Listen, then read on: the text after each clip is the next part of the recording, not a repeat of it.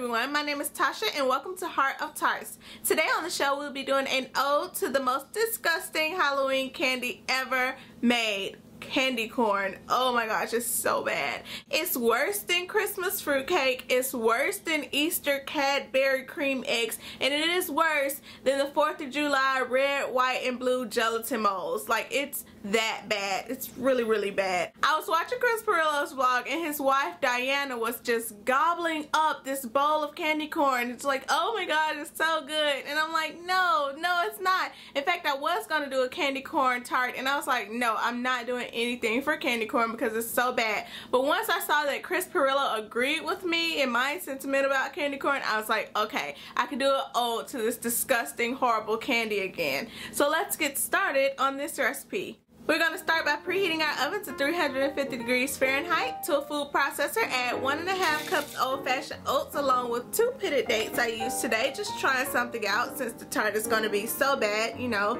in honor of candy corn. Blend that all together until it forms a flour, and then we're going to add in 1/4 teaspoon salt, 1/4 teaspoon cinnamon, 2 tablespoons coconut oil, and 1/3 cup almond milk to try to add more moisture since I'm taking away a little bit of the fat. Pulse that together until it is just combined and then press it around a 9-inch tart pan. I hope you had on clothes.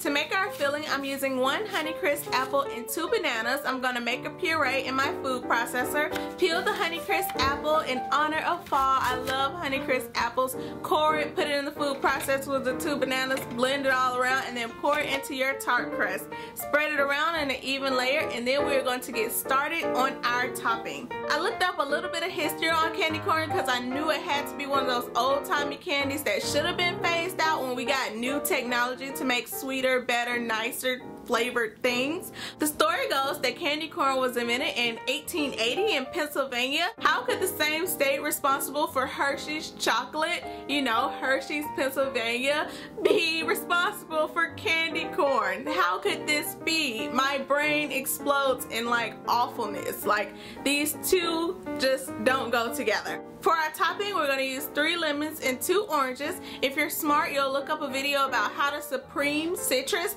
but I'm going to do it by hand because once again, my obsessive compulsiveness just sings when I get to do this intricate handwork. I get to peel it all and I get to take off the little membranes from each one. It took me like 2 ridiculous hours to do this, but I was so happy. I was in the flow. I was finding my bliss and my nirvana while I did this intricate work. It was so good. We're not going to make the individual cones of candy corn because that would be paying too much honor and respect. We're just going to do a ring pattern in the same colors.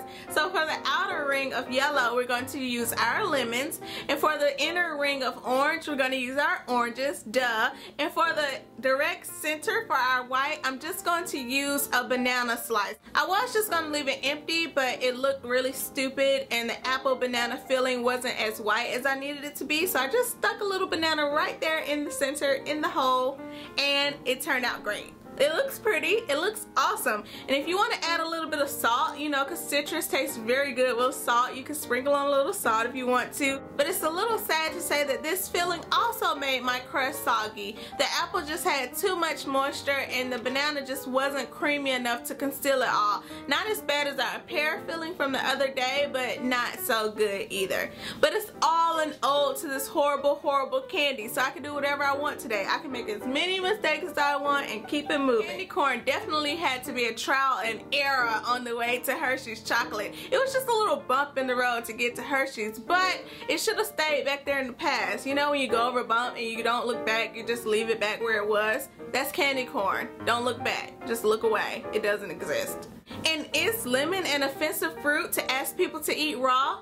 Yeah, it kind of is, but guess what? It's not as bad as candy corn, so we're still winning. I like lemon, so that's why I used it. Once I looked up the history of candy corn, I think I figured out why I don't like it. It's a mixture of like corn syrup and fondant and marshmallow fluff, and as you all can see, I threw Cadbury Easter cream eggs under the bus earlier. They have a fondant center as well, and I know when they roll out fondant for cakes, I don't like that either. So anytime fondant is involved in me eating it, it's going to be a disaster. If you like fondant, you probably like candy corn. So Diana, you'll probably like the fondant that they put on cakes. You know, the plastic sheath that they cover it with, and they think just because it's edible, you're supposed to put it in your mouth. No, no, no. Play-Doh is edible too, but you don't see me eating it. Thank you so much for watching today. Hopefully I've encouraged you to hate candy corn as much as I do. If you enjoyed this video, click thumbs up. If you hate candy corn but love me, which you probably don't after this video, subscribe to my YouTube channel. And if you really care, share it with your friends, especially if you want to encourage other people to hate candy corn. Join the alliance. Bye!